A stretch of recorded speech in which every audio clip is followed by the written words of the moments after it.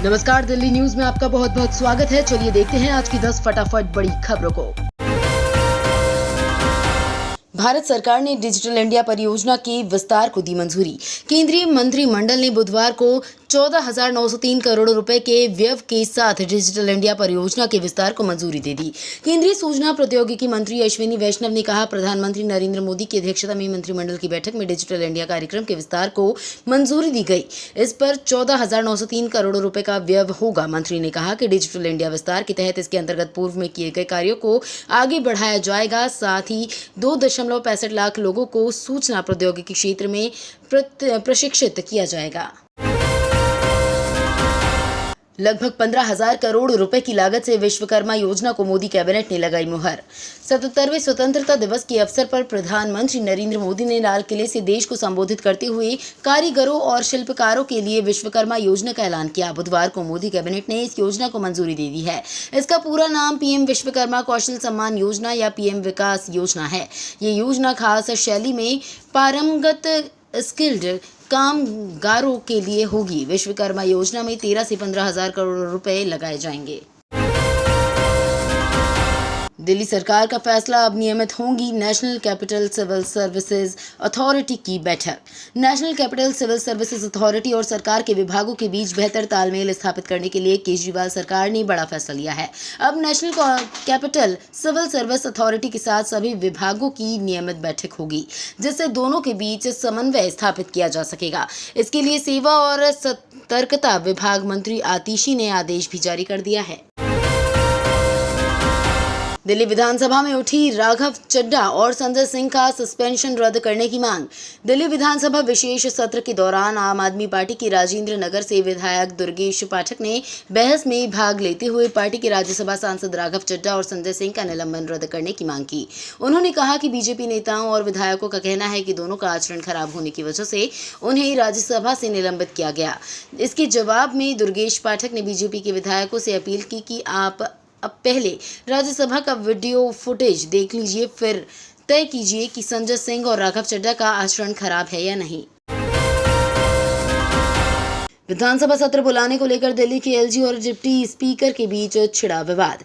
दिल्ली के उपराज्यपाल वीके सक्सेना और आप सरकार के बीच बुधवार को 2 दिवसीय विधानसभा सत्र बुलाने को लेकर विवाद छिड़ गया।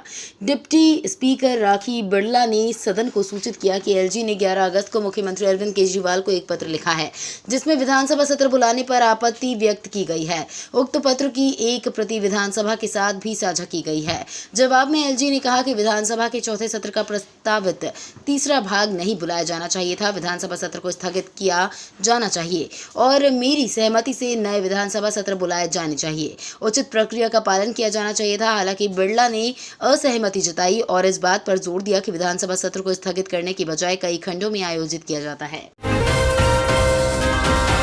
कांग्रेस की सभी 7 सीटों पर चुनाव लड़ने के ऐलान से इंडिया गठबंधन में पड़ी दरार।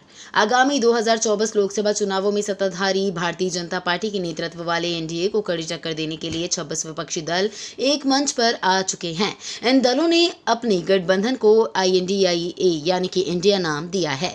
सभी विपक्षी पार्टियां एकजुट होकर बीजेपी को सत्ता से बाहर करने का दावा तो कर रही हैं, लेकिन सीट बंटवारे को लेकर अभी कुछ तय नहीं हो सका है। माना जा रहा है कि आगामी 31 अगस्त और 1 सितंबर को मुंबई में बैठक कर इस पर फैसला लिया जा सकता है। हालांकि इस बीच दिल्ली में इस गठबंधन में दरार पड़ती नजर आ रही है। कारण कांग्रेस द्वारा राजधानी की सभी लोकसभा सीटों पर चुनाव लड़ने का ऐलान किया जा चुका है। दिल्ली स्थित नेहरू मेमोरियल का नाम बदलने पर कांग्रेस ने जताई आपत्ति।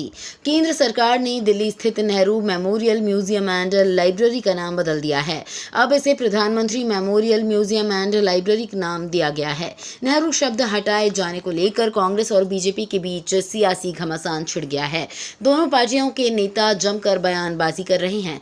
मध्य दिल्ली में 3 मूर्ति मार्ग पर स्थित Nehru memorial museum and library का आधिकारिक तौर पर नाम बदलकर प्रधानमंत्री मेमोरियल म्यूजियम एंड लाइब्रेरी करने का फैसला जून में लिया गया था। नेहरू म्यूजियम का नाम बदलने पर कांग्रेस ने कहा है कि प्रतिष्ठित संरचना का नाम बदलने के पीछे का उद्देश्य देश के पहले प्रधानमंत्री जवाहरलाल नेहरू की विरासत को विकृत करना है। वहीं बीजेपी ने वंशवाद के आरोप के साथ पलटवार किया है। दिल्ली के एलजी वीके सक्सेना ने विधानसभा सत्र पर जताई आपत्ति।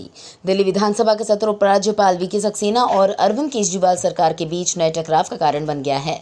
उपराज्यपाल ने 2 दिवसीय विधानसभा सत्र पर आपत्ति जताई है। इस सत्र में उस केंद्रीय कानून पर तीखी बहस होने की संभावना है जिसके जरिए राष्ट्रीय राजधानी में अधिकारियों की पोस्टिंग और तबादले पर दिल्ली सरकार का नियंत्रण छीन लिया गया है।